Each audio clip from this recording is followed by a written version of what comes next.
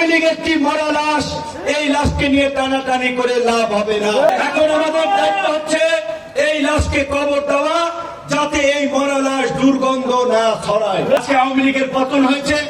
আওয়ামী লীগের এই এলাকার যে একজন বড় বড় নেতা ছিল, আপনারা দেখেছেন, তারা দেশ ছেড়ে লন্ডনে পালিয়ে গেছে, দিল্লি পালিয়ে গেছে, তাদের ছেলে মেয়ে সেখানে আছে, তাদের ব্যাংক ব্যালেন্স আছে, তারা সেখানে সুখে আনন্দে মৌজ মাস্তি করতেছে। আর যারা কর্মী ছিল, তারা এখন স্তরে তরে পাড়ায় পাড়ায় বেড়ায়।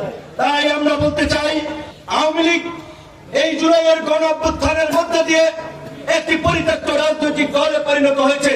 আওয়ামী লীগের কি মরা লাশ, এই লাশকে নিয়ে টানাটানি করে লাভ হবে না।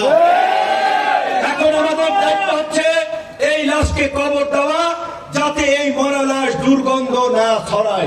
দেশ জুড়ে তোলপাড় ওয়ালটন ফ্রিজ কিনে আপনিও হয়ে যেতে পারেন মিলেনিয়ার। আজকে আপনারা দেখেছেন, এই 5ই আগস্ট আওয়ামী লীগের পতনের পরে আওয়ামী লীগের নেতারা পালিয়ে গেছে ভারতে। এতদিন ধরে আমরা যেটা বলছিলাম, আওয়ামী লীগ ভারতীয় দাবিদার একটি রাজনৈতিক দল, ভারতের এজেন্ডা বাস্তবায়নকারী একটি রাজনৈতিক দল। এখন তো আপনারা প্রমাণ পেয়েছেন। আজকে ভারতের সাথে পাকিস্তানের যুদ্ধমুখী অবস্থা, চীনের সাথে সংকট, বাংলাদেশকেও তারা নানান ভাবে অস্থিতিশীল করার জন্য ষড়যন্ত্র করছে এবং ভারত এই ষড়যন্ত্রের অস্ত্র হিসেবে আওয়ামী লীগকে ব্যবহার করছে। কাজী গ্রামগঞ্জের পাড়া মহল্লায় এই গণ অভ্যুত্থানের অংশীদার সকল রাজনৈতিক দল এবং নাগরিকদেরকে বলবো, আওয়ামী দুর্বৃত্তদের বিরুদ্ধে সচেতন থাকবেন, ঐক্যবদ্ধভাবে তাদেরকে প্রতিহত করবেন।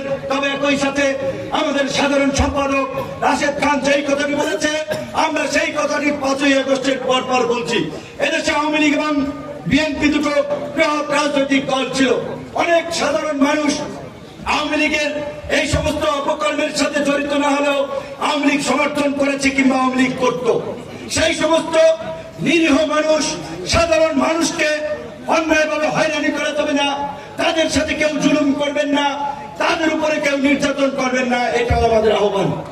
কিন্তু যারা এলাকায় উৎপাত করেছে, দখলদারি চাঁদাবাজি করেছে, ভিন্ন মতের মানুষের উপরে হামলা করেছে, মামলা দিয়েছে, তাদের প্রশ্নে বিন্দু মাত্র ছাড় হবে না।